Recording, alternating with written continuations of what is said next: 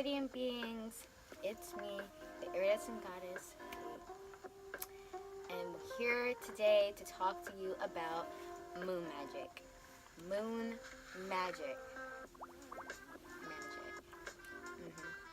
Since the dawn of time, honestly, like, we're gonna go back, like, history of the world with Mel Brooks. Right, so I'm gonna take you back. I'm gonna take you back in time, alright? Since the dawn of time, mankind has been obsessed with this floating orb in the sky. We have always marveled at the moon because it's beautiful. I mean, to be honest, just look at it. It's gorgeous. What strikes me is that it's the precise distance between the Earth and the Sun to provide solar eclipses, where you have literally the umbra right around just the surface of the moon, and it's perfectly in place. Like, just like, it's just like such a beautifully designed way that the cosmos align that way, is how I see it. Scientifically speaking, the moon does have a very big pull and effect on the Earth. And so what I'm talking about necessarily are the tides. I'm talking about water. The moon pulls on water. It causes tsunamis. It can cause floods. It will mess your life up, especially if you live by the water. Alright?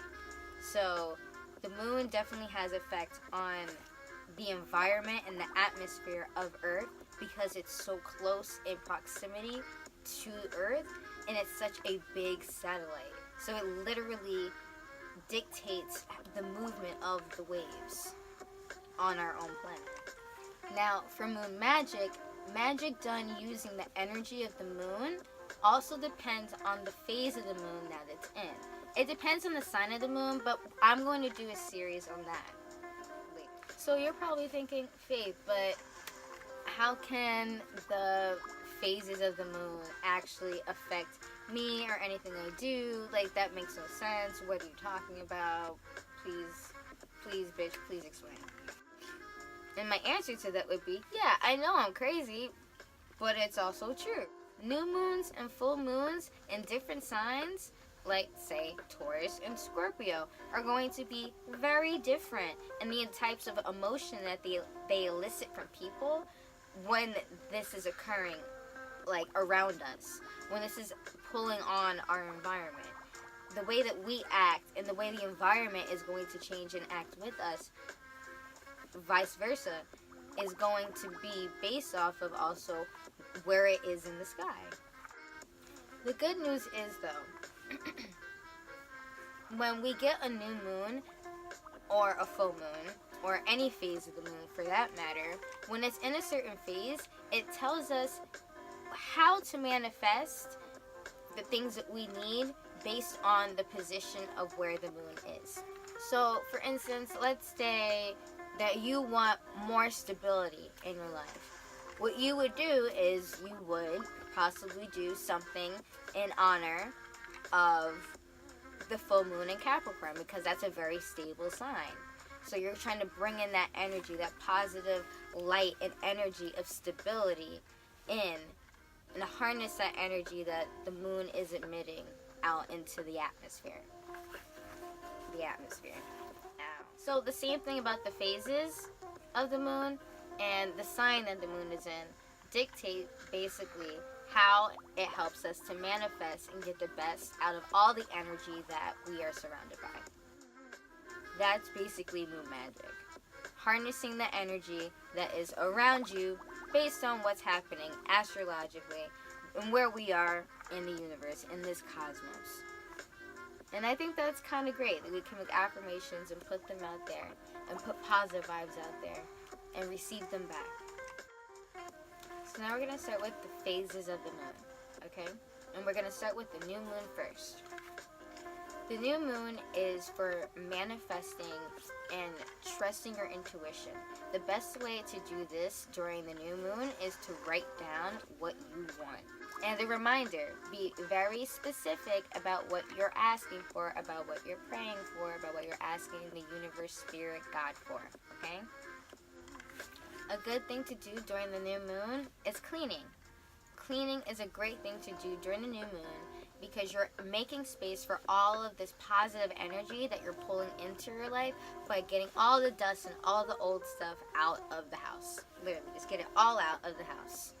And then you'll be bringing in all this. You have so much space and so much clean, purified space from your own hands and from your own energy, from your own intention, brought in and just enveloping you, which is a really good idea to do during the new moon.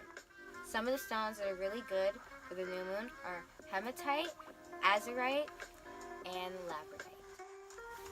The next one is the waxing crescent, which means that now we're getting a little bit of light coming in. So it's a waxing crescent coming into the scene. The waxing crescent moon is about making decisions, breaking bad habits, creating a space for yourself that's devoted and committed to self-love and self-care. A good thing to do during the waxing crescent moon is to write a wish on a bay leaf and then burn that sucker. That's going to be a really nice wish you can just put out in the universe and toss out also. You know, just toss it into the breeze and the moon will take your wish with it. Great stones for protection to wear during this time would be rose quartz and tourmaline. The first quarter moon is about hustling. It's about taking action. It's about making it do what it do, alright? It's about not wasting time. It's about taking responsibility for your actions. It's about being on your grind. It's about getting your bag. It's about being in your bag. That's all that this is all about. It's really about wealth and about your will. It's really connected to, let's say, your solar plexus. Some good stones to wear during this time or to use during this time if you really want to harness this energy are citrine and carnelian. The waxing gibbous, so now we're getting closer to a full moon. The waxing gibbous is about setting boundaries, having refinement, finding the details, honing in on them, and making them spectacular to the point where you know when you step back, it's going to be a beautiful masterpiece. The hard thing with this phase of the moon, though, is that a lot of us have a hard time setting boundaries, and we expect other people to respect boundaries that we don't set or honor ourselves, so a lot of times we get trampled over on. If you really want to try and harness the positive energy of this moon, I would suggest using some malachite, which is great for protection, smoky quartz, and both of these stones are a little bit, one of the smoky quartz is, like a little bit hazy, and then the malachite, it's like very marbly, but they're great for protection, especially when you're in an indecisive place. And here we are, to the full moon. This is also, just like the new moon, a great time for cleansing. And usually I stick to cleansing the house during the new moon, and then I do my laundry during the full moon, but it could be vice versa, but I usually do my laundry during the full moon. The full moon is all about cleansing, but it's also about receiving the energy that is coming your way. So also understand, if you're receiving the energy that's coming your way and you've been putting out negative energy, you're going to be getting that back from La Luna in spades. Like, seriously. So, just keep that in mind. You're going to be getting everything back. And you just have to be very peaceful and very patient during this time, because the moon is full and all is well. I find that the best way to receive during the full moon is through cleansing, though.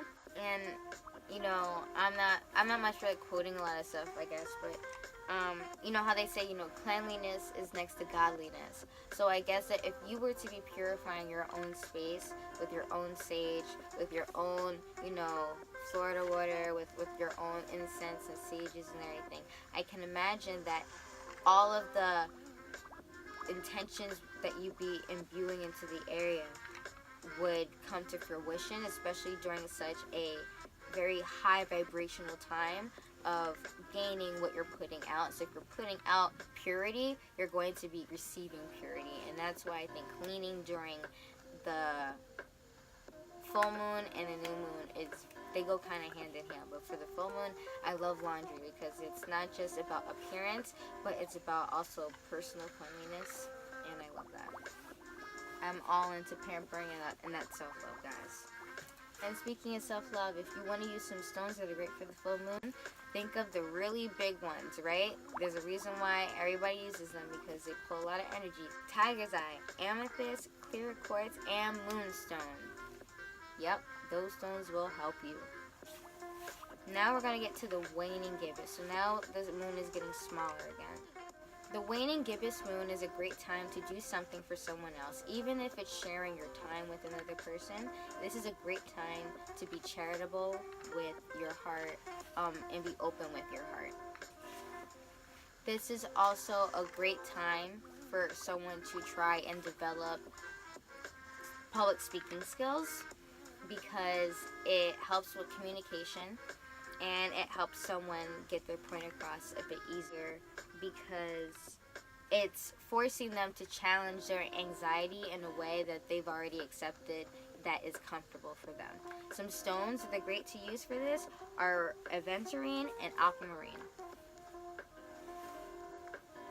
The third quarter moon has to do a lot with all about your intuition. It's all about your intuition up here. Alright? You have to be manifesting clarity. It's all about intuition. So the point here is to quiet the mind. Meditation, taking baths, doing yoga, going to the gym, whatever it is that keeps you flowing and floating and your head above water, you know? That's what you need to do during this quarter moon, because honestly, it's all about your intuition. When you are allowed to be still, that's when you hear your intuition best, because that's when you're hearing your heartbeat, when you're hearing the sounds that you make, and you get to be more in touch with yourself. That's very important, that you give yourself the chance to get to know yourself. That's how you'll be able to harness your intuition. Some stones that are great for harnessing the power of the third quarter moon are lapis lazuli, kyanite, and fluorite. Now we have the waning crescent. So this is the moon that's going to come right before the next new moon. This new moon is all about surrendering. This is about surrendering to what has happened and transpired in this past month, basically, that you have gone through this past moon cycle. It gives you time to reconcile, to reflect on what you've done wrong, what you've done right, how you can improve, what comes next. This is a place of reflection. This is about surrendering to a greater existence than you can envision for yourself. This is about having true faith. This is the opportunity to surrender to the cycle that has just passed, giving a rebirth to what's about to come. So do this outside. Do it outside. If you don't have good ventilation, I'm not going to be responsible for nobody burning their house down. So for a great thing to do during the waning crescent moon is to burn papers, affirmations, herbs, invocations, meditations, and then honestly dumping the ash to release the past from the future, to separate the two, and so that you can be in the present. You have to release the past so you can be here now. And that's a great thing to do when you're really trying to surrender. At this period in time, you're letting go of the past, so you have to just toss away the ashes. Right? Get rid of those ashes. Some great stones to use during the waning crescent moon, though, are bronzite, pyrite, and selenite.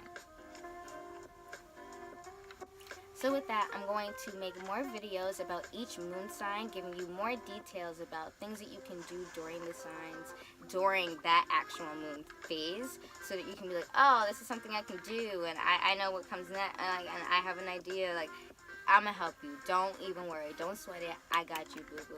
I'm gonna go over the colors. I'm gonna go over the crystals. We're gonna do the candles. We're gonna go over it all. So we got this. We got our tribe. Take a deep breath in and take a deep breath out. And so with that, if you liked this video, give it a thumbs up. Leave a comment below. Give my subscribe button a kiss. And don't forget to shine from every angle. Like a diamond, like me, like you.